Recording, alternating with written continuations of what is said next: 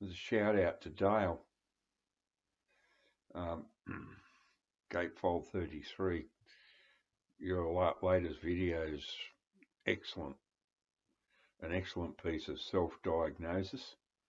I think the key to helping slow down on your purchases lays in that Joy of a Toy album cover. And it's about the endorphins, the feel-good drug. Now, I'll say it straight out now. I've always been an addictive personality all my life. It's just something that's, who knows whether it's psychological or the trick is to replace one addiction with another. The trouble is that can backfire also. I'll tell you straight up here and now, I've been a nicotine addict. I'm 70, and I've been a nicotine addict since I was 16. Not a day off, and a heavy smoker. That's the one addiction I cannot beat, and it is killing me financially, absolutely killing me, literally, financially and physically. But I was a borderline alcoholic or it's at one stage actually probably an alcoholic over a 35 to 40 year period.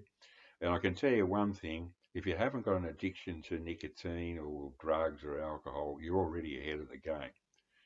I still drink every day, but because I can't afford my tipple of choice anymore, imported beer, I've reduced to drinking the lowest quality, cheap red muck wine you can get. It saves money.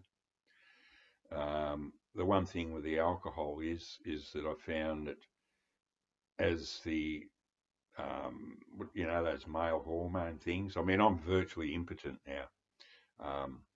And thank God, because I was a sex addict as well, which most men are, in truth. It's just a matter of degree, how far you're willing to pursue it. But all addictions are harmful. All, doesn't matter what they are.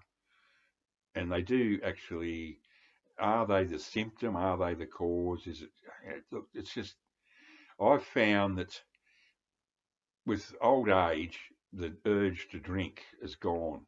I still do it because I've done it for decades, and I don't even get a kick out of it anymore. It doesn't even have any effect.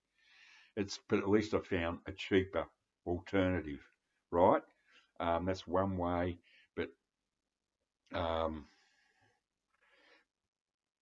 now, for instance, I was addicted to buying vinyl for decades. I'd buy an album every day. I couldn't walk past a record shop. I couldn't go into a shop without coming out with something. I replaced that with a gambling addiction. Yeah, great. I stopped buying records, but I was spending even more straight down the spouts of the poker machines. That went on for about 10 years. That was a nightmare on earth, combined with alcoholism. Oh my God. I've been through the wars. Self-inflicted. I don't know what caused it. I was molested as a child by a stranger, which is incredibly rare. I don't know if that's got anything to do with it. I've given up trying to wonder why, or it's just so. I had, how I gave up gambling. Gambling made me stop buying records, and then I had to give up gambling. Thank God for the PlayStation. That came along, and I thought, and I wasn't even enjoying it. I would win. I mean, one example, I was playing the poker machines in this tough, rough pub down at the waterfront in Sydney. I won a jackpot. It was $200 at the time. I'm going back a long way. And then I was playing two machines at once, which I used to do all the time. I used to get a crowd around me. People used to come and go, "Oh my God, I won a jackpot there." And I was so into it, I was playing the other one as well, and a jackpot came up. And instead, I thought I hit the double up button to double my win.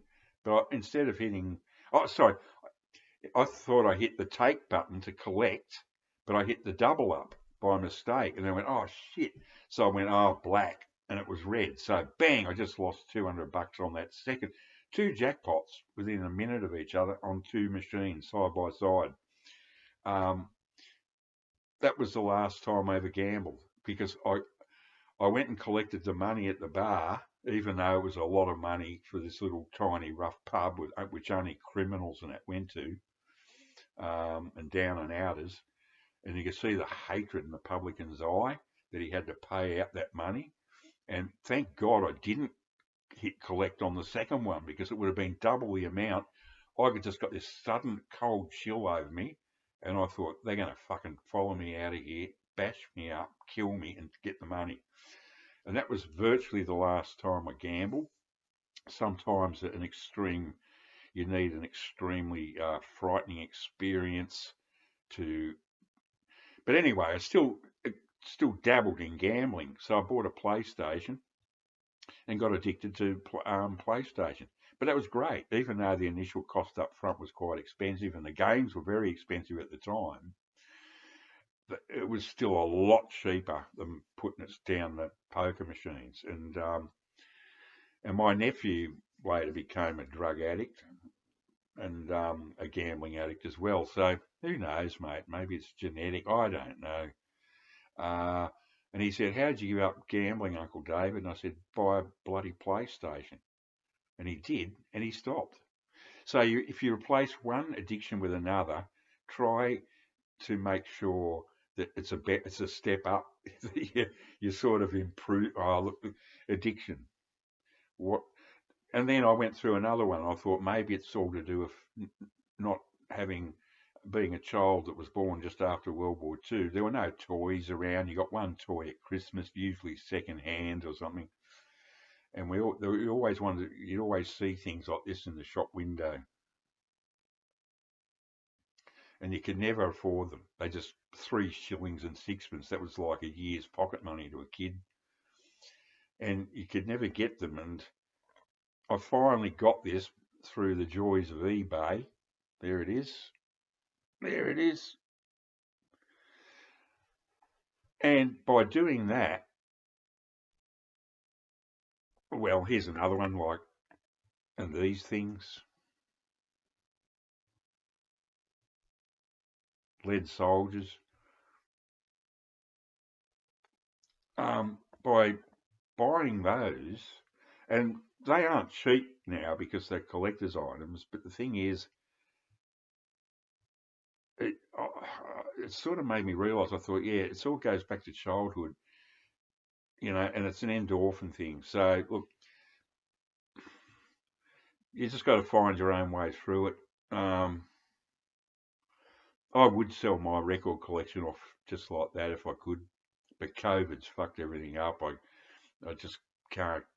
I'm out in the sticks. I can't just wander into a record shop and say, here's my collection. What are you going to give me for it? Yeah, I was known as the record man too in Sydney 30 years ago. I was also known as the blues guy, which is weird because I never had a big blues. They go, here comes the blues guy. Here comes into Ashwood's second-hand shop. They'd just say, come on out. They always gave me a decent payout. Then I'd take the money straight down the poker machines. Holy crap. And then, of course, years later, the vinyl resurgence. So I got to go and buy back all the bloody records I sold at Ashwood's to pay for a gambling habit. Bloody hell. I should have got married and had kids. It would have been a lot cheaper. Anyway, you got to laugh. And secretly, let's face it, it's enjoyable. It's the thrill of the chase. It's who knows what it is. I'm a high risk personality. I'm impulsive and compulsive, but age does slow it down. You're 55, Dale. I'm 70. Trust me, it will slow down because you just don't get.